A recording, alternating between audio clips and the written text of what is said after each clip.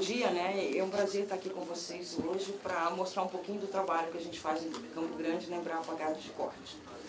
Bom, nós vamos falar do manejo, do pastejo das novas cultivares. Eu dividi essa apresentação na braquiária brisanta, onde nós vamos apresentar Charaés, Piatã e Paiaguás, que são as novas cultivares. Braquiário medícola tem uma única cultivar que foi lançada, né, que é a Tupi. Pânico máximo, nós vamos falar sobre Azul e Tamani. E vamos falar dos novos lançamentos, que são os que estão planejados para o lançamento do próximo ano, que são 2 híbridos, um de pânico e um híbrido de braquiária. Gente, então, começando aqui, nós temos o primeiro lançamento desse depois da Marandu, que foi depois da Marandu, a Charaés. A Charaés ela foi comparada lá no início dos anos 2000 com a Charaés, com a Marandu, e lançamos a Charaés. Qual que é a vantagem da Piatã e da Charaés? Bom, a Charaés, ela produz mais forragem quando comparada com a Piatã. Se ela produz tanto nas águas quanto na seca. Se ela produz mais forragem, o que significa isso? Nós podemos colocar mais animais, quer dizer, a capacidade de suporte desse pasto é maior. Então eu posso pôr mais animal por hectare. Então você pode ver que reflete aqui na taxa de lotação 3,8 A para Charaés durante o período das águas, e 2,9 para Piatã, 1,5 e 1,2. Mas quando a gente vê... Então, por que nós lançamos a Piatã? Se a Charaés produz mais. Nós lançamos a Piatã porque quando a gente vai ver a qualidade desse capim, a Piatã é superior à Charaés. Então, olha, vem proteína 999, digestibilidade, em torno de 60 a 57, e isso, sempre a qualidade vai refletir no desempenho por animal. Então você vê que o animal aqui ganha 810 gramas cabeça dia durante todo o período das águas, e na Charaés 670. E a mesma coisa no período seco. A Piatã é superior em qualidade que a Charaés. Quando a gente vê o ganho de peso vivo por hectare ano, a Charaés ganha, porque ela é muito mais produtiva. Ela tem uma velocidade de rebrota muito maior que a Piatã. Então, a gente sugere, se você está procurando qualidade, a escolha seria pela Piatã. Se a quantidade de forragem, você precisa de aumentar a capacidade de suporte da sua propriedade, então a escolha seria pelo Charaés. Depois, nós lançamos, o último lançamento das braquiárias brisantas foi a Paiaguás, e claro que ela foi comparada com o último lançamento, que é a Piatã. Nós podemos ver aqui que tanto em quantidade como qualidade durante o período das águas, olha, Paiaguás é igual a Piatã. Não tem diferença. Olha, acúmulo de forragem 12 e 13, porcentagem de folha 32 e 32, taxa de lotação 3,7, 3,8. Isso não é diferente. Mesma coisa para a qualidade, 10, 9, 7, 60 e 60, né? E o ganho de peso muito próximo por animal. Então não existe diferença de Piatã e Paiaguás durante o período das águas. Mas se a gente for olhar no período seco, a grande vantagem da Paiaguás é que ela tem uma rebrota maior durante o período seco. Ela aguenta mais a falta de água no solo. Então ela é mais resistente ao déficit hídrico. Então a Paiaguás cresce mais durante o período da seca. Ela consegue acumular 2,5 toneladas durante o período da seca, quanto a Piatã só 1 tonelada.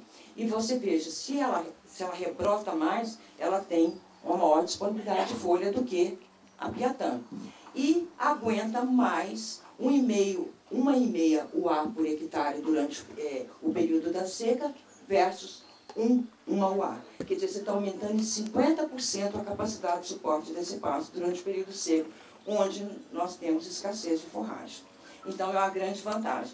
Se a gente for olhar o valor nutritivo, a qualidade desse material, também é melhor durante o período da seca. Se ela rebrota, ela está pondo folha. Se ela está pondo folha, ela fica de melhor qualidade durante o período da seca. Então, vê, olha, você encontrar um capim com 9% de proteína no período seco, é raro a gente ver isso, né?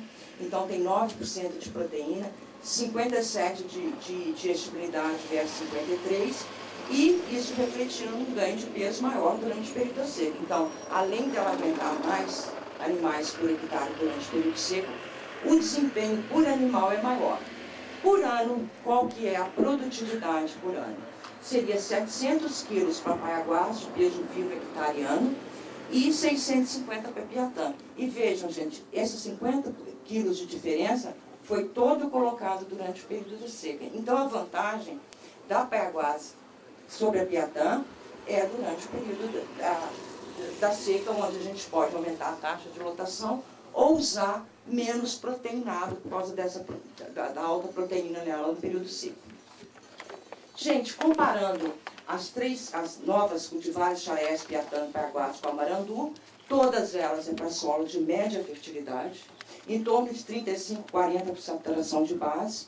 Gente, mas nem tudo é bom para o Paiaguás, né? Ela tem um defeito, ela não é resistente a cigarrinha.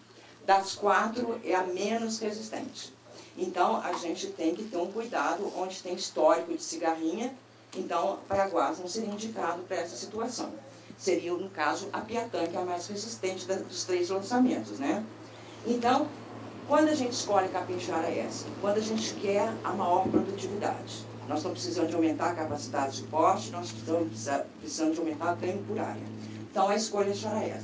Capim Piatã é de alta qualidade, então quando a gente quer intensificar a produção e quando a gente quer uma pecuária de ciclo curto, quer dizer, o animal ganha mais e ele é abatido mais jovem. E então essa seria a escolha para o Piatã. E a Paiaguás seria para reduzir a escassez de forragem durante o período seco. E sempre lembrando, gente, que ela tem esse defeito, né? Nós não podemos esquecer esse ponto. Braquiária umidícola, ela foi comparada com a tupi foi comparada com a braquiária umidícola comum, que todo mundo conhece, né? Ela é bastante antiga nos pastos. A taxa de lotação durante o período das águas é melhor que a tupi, quer dizer que ela rebrota mais do que a comum. E na seca, ela é a mesma rebrota, é a mesma taxa de lotação, tanto tupi quanto a comum, mas a produção por animal é melhor durante o período seco. O ganho de peso por área é maior para tupi e quando comparado à comum, dando em torno de 60 kg de peso vivo hectare a mais. Qual que é a maior vantagem dessa? É no estabelecimento. Todo mundo sabe que trabalha com braquiária umidícola, a dificuldade de estabelecer esse espaço. O estabelecimento é muito lento, então ela tem uma velocidade de estabelecimento, ela é mais rápida, né? Então, por exemplo, o número de plantas por metro quadrado em 50 dias, 28 vezes 24, a altura do dossel aos 120 dias da tupi estava 20 centímetros, a comum continuava 10 centímetros e a massa de forragem de 5 toneladas para a tupi e a comum 4. Então, maior vantagem quando a gente compara com a comum, seria maior velocidade no estabelecimento, maior produção de folhas em período seco, né? Refletindo aqui no ganho de peso por animal, né? Maior produtividade animal, que é o ganho por área, e mais tolerante ao pastejo intenso. Você pode manejar isso a 15 centímetros sem acabar com esse pasto. E melhor controle dos invasores em pasto já estabelecido. É melhor na tupi do que na comum. Bom, como é que a gente deve manejar esses pastos? Então, a gente sabe que quando, olha, nós temos usado, tem dado uma boa correlação, a gente tem conseguido manejar bem os pastos, baseado na altura desses pastos. Então, capim Piatã, 45 centímetros, 30 e 15. Quando a gente mantém a 45 centímetros um pasto, significa que a gente está colocando menos animais nesse pasto, né?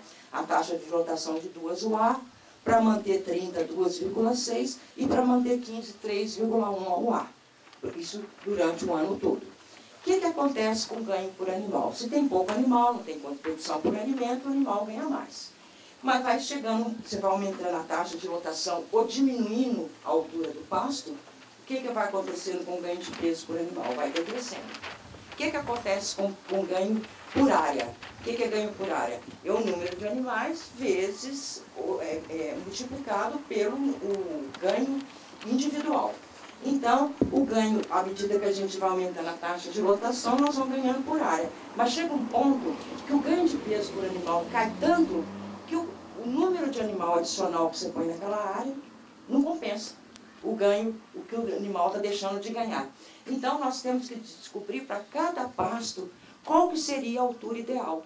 Onde que a gente tem um bom ganho por animal e um bom ganho por área. Ou seja, o que é bom para a planta e o que é bom para o animal. Então, nós chegamos à conclusão que para capim, marandu, xaraés, paiaguás e piatã, sob pastejo contínuo, a gente deve manejar 30 centímetros. É melhor para a planta, não vão degradar pasto. Sempre que a gente passa desse ponto aqui, o risco é de degradar o pasto rapidamente. E se a gente usa o capim nesse ponto, nós estamos colhendo mal o que está sendo produzido. Tá? Então, nós sugerimos 30 centímetros e a tupi 15 centímetros. Passando agora para os pânicos, o lançamento, depois, lá da década de 90, nós lançamos o Tanzânia e o Mombasa, que todo mundo conhece, e, mais recentemente, foi o lançamento da Azuri. Qual que é a relação? A Azuri foi comparada no bioma Cerrado e no bioma Amazônia, aqui em Campo Grande e aqui no Acre.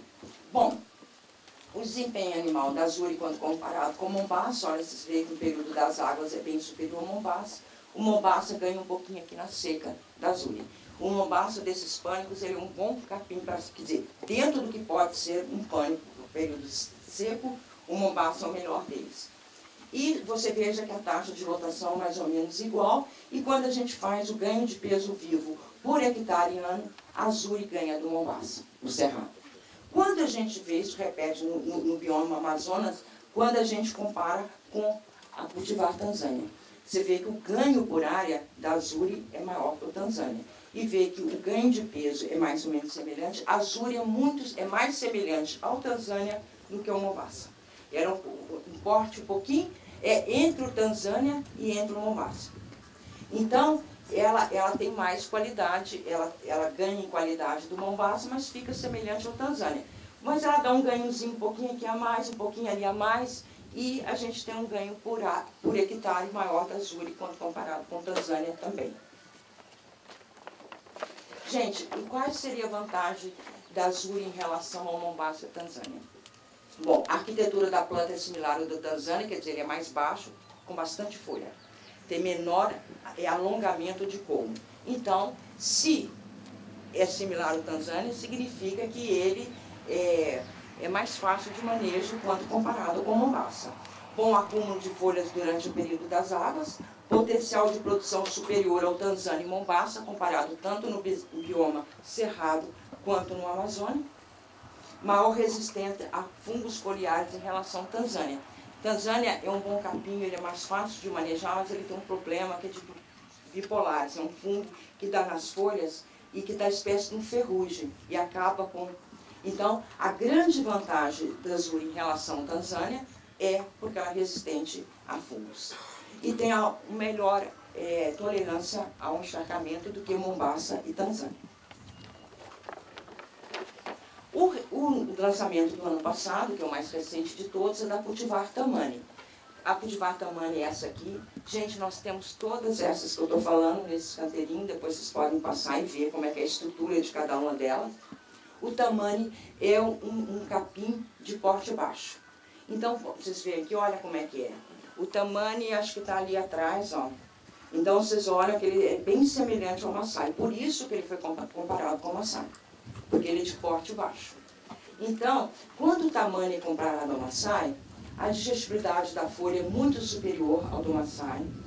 A porcentagem de folhas é maior do que o Maasai, e isso vai refletir no melhor desempenho do animal. Então, a grande vantagem do Tamani é a qualidade em relação ao Maasai. Mas o Maasai produz mais.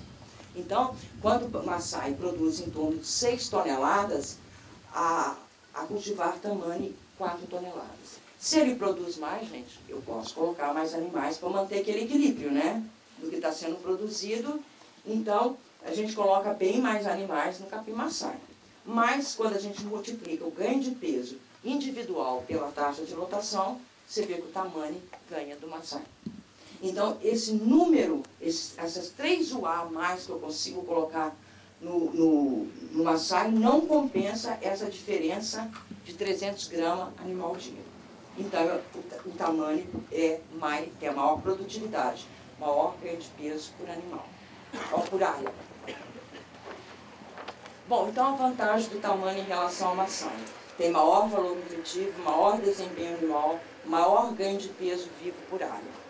Vantagem do Tamani, que está aqui, em relação ao Mombasa, Tanzânia e Usuri. Seria o porte dele é mais baixo, a arquitetura do dossel é mais favorável ao pastejo, porque tem pouco acúmulo de como, e então tem menor alongamento do como, ele é mais baixinho, então maior facilidade de manejo. Esse capim dos pânicos é o de mais fácil manejo, tá? Depois vocês deem uma olhada nos canteirinhos para ver como a estrutura, como ele é baixinho. Bom, manejo das cultivares de pânico. Gente, cultivar de pânico é recomendado para solos de média e alta fertilidade. Eles são altamente produtivos, têm um valor nutritivo muito melhor da braquiária, mas ele exige mais fertilidade. Então, sempre que eu estou pensando em pânico, eu estou pensando em solo de média e alta fertilidade. Ou após o cultivo de lavoura. O solo foi corrigido, aí você pode pôr um pânico. Então, eles são exigentes, a saturação por base deve estar em torno de 45, 50, que a gente vê que a braquiária está em torno de 40, 35, 40, então ele é mais exigente. O teor de fósforo, a adubação fosfatada vai depender do quanto de fósforo tem no solo e o teor de argila. Só como exemplo, se for um solo de textura média, nós temos que manter de 10 a 12 ppm de fósforo. Quando a gente está falando em pânico, a gente tem que pensar sempre em potássio acima de 50 ppm. Não dá para cultivar o pânico em situação inferior a essa. E, gente, nós estamos falando um pasto de alta produção. Então, a gente sempre pensa em nitrogênio. São altamente responsivos à adubação nitrogenada. A gente recomenda um mínimo de 50 kg de nitrogênio para manter esse pasto sem degradação. E você aumenta o nitrogênio à medida que você quer aumentar a produção de forragem e a capacidade de suporte. O nitrogênio reflete mais na quantidade de forragem do que na qualidade. Então, se você quer aumentar de 5 para 6, você tem que aumentar um pouquinho o nitrogênio dessa pastagem. E no estabelecimento, a gente sempre recomenda para pânico, solos de cerrado, colocar 40, 50 quilos de FTE, contendo cobre, zinco, boro e molibdênio. Bom, e o manejo do pastejo deles? Gente, o pânico é um capim cespitoso, aquele capim que forma a torceira. Não é igual a braquiária que fecha o solo. Então, nós temos que ter mais cuidado. São plantas cespitosas, então você perde o ponto de manejo muito fácil. Por isso, nós recomendamos que esses capins sejam manejados sob pastejo rotacionado. Bom, o pastejo rotacionado, quando você faz em dias fixos pré-determinados, por exemplo, 7h35, 7h28, 5h30, ele é mais fácil o planejamento de você rodar esses animais. Mas, como você está colocando adubo, é um pasto mais exigente, você está colocando dinheiro, você está investindo. Então, como fazer um melhor manejo para esses pânicos? Então, a gente recomenda a rotação flexível. O que seria essa rotação flexível? Baseado na altura desses pastos. Por exemplo, o capim Tanzânia, que foi o primeiro que nós determinamos a altura, né? Começa com, você deve colocar sempre o animal quando ele atinge 70 e tirar com 35, 40. Mesma coisa, Mombasa, 90, entrada, 45, 50, Maasai mais baixinho, 55, 25, 30. O Usuri é intermediário, olha, tá vendo? Entre o Tanzânia e o Mombasa, ele deve, toda vez que ele atinge 80, você coloca o animal, e 40, 45, você retira o animal. Eu tinha colocado a interrogação aqui, mas consegui esses dados dos alunos aqui do Bruno, que eles me forneceram esses dados, um ano de experimentação, e eles estão recomendando para o tamanho 35 centímetros para a entrada e a saída entre 20 e 25. Gente, e agora os novos lançamentos? Então, agora nós vamos começar a falar dos híbridos. Então, nesse caso, o Quênia, que é o lançamento do pânico para o próximo ano, é um híbrido entre dois genótipos de pânico. Qual que é a vantagem? Foi selecionado por quê, esse híbrido? Porque é um capim de porte de médio, alto, né? Alta porcentagem de folha, alto perfilhamento, alta digestibilidade da folha e resistente à cigarrinha das pastagens. Então, ele passou no primeiro teste por essas características. No ganho de peso por animal, você vê que quando ele, lá no Cerrado, que ele foi comparado com o Mombasa, ele tem um ganho de peso maior no período das águas. O Mombasa aqui também com o Quênia, como foi com o Usuri, ele tem uma produtividade, um desempenho animal melhor no período da seca. A taxa de lotação praticamente a mesma, mas esse ganho de peso aqui durante o período das águas fez com que a Azure produzisse um pouco a mais do que o cultivar Mombasa. Azure não, a Quênia. E no bioma Amazonas ela foi comparada com a Azure e com Tanzânia. Nós podemos ver que o desempenho por animal foi superior tanto nas águas quanto na seca, comparado com o Azure e comparado com Tanzânia.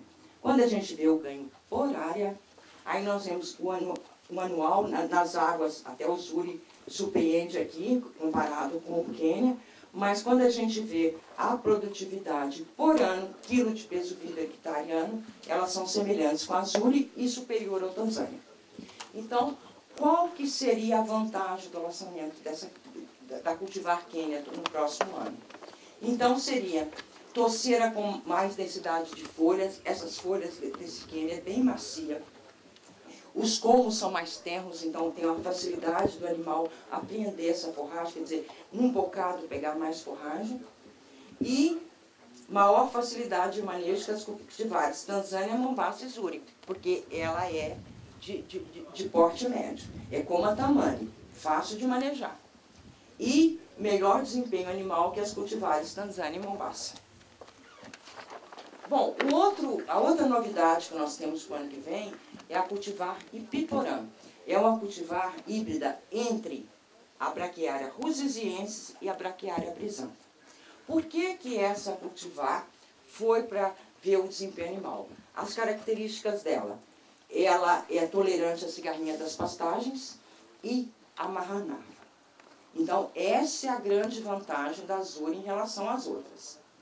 E alto valor nutritivo. Em outras palavras, ela pegou o alto valor nutritivo da Braquiária rusiziensis e pegou a resistência da cigarrinha que tem a brisanta. No ganho de peso dos animais da Ipiporã foi comparado com o marandu. No caso, nós fizemos um pastejo rotacionado, que a gente conhecia muito pouco dessa planta, não sabia como manejar. O pastejo rotacionado a gente tem mais controle. Então, por isso que nós escolhemos fazer o pastejo rotacionado, mas o Bruno está começando um experimento aqui em Sinop, onde é o pastejo contínuo, e no próximo ano ele prometeu que vai apresentar esses dados aqui do pastejo contínuo. Bom, a marandu cresce mais que a Ipiporã, tá? Se ela cresce mais, a taxa de lotação dela é maior do que a taxa de lotação na nova cultivar Ipiporã. Mas quando a gente vê a qualidade, gente, olha a superioridade da qualidade dela em relação ao marandu. Ela tem 13% de proteína ao longo do ano, enquanto a marandu tem 11%. A digestibilidade em torno de 68%, gente. Uma gramínea tropical ter mais do que 65% de digestibilidade é difícil. Então, ela tem altíssima digestibilidade. E isso reflete no ganho de peso por animal, que é mais alto nela. E o ganho de peso de vivo fica mais ou menos semelhante, uns 190, uns 150 para elas. Então, por que nós estamos lançando essa cultivar? Nós estamos lançando, então, porque ela é resistente à cigarrinha das pastagens, e ela tem um alto valor nutritivo. Seria para uma pecuária mais intensiva, onde você quer fazer uma pecuária de ciclo curto, o abate de animais mais jovens. Então, você tem que investir na qualidade da forrageira. Toda vez que você está investindo na qualidade da forrageira, o que você está fazendo? Você está diminuindo menos suplemento que você tem que dar para esses animais, né? Para atingir o peso de abate. Bom, o manejo delas, essa Ipiporã em Campo Grande, esse jeito, ela grama bem, é como braquiária, grama bem. E como ela foi testada, até agora nós só temos em pastejo rotacionado, nós recomendamos a entrada do pastejo rotacionado 30 centímetros e a saída com 15 e 20. E o Quênia, também dados aqui de Sinop, eles estão recomendando aqui o Quênia 55 centímetros para entrada e 25 a 30 para saída. Gente, era isso que eu tinha para apresentar para vocês. É só para despertar a curiosidade de vocês sobre esses novos lançamentos, essas novas cultivares, como que a gente pode colocar todas juntas numa propriedade, que a gente deve ter, sempre diversificar a pastagem. E o Marcos vai falar sobre isso. E meu e-mail está aqui, gente. Se alguém quiser mais informação sobre esse material, Só mandar e-mail que eu respondo.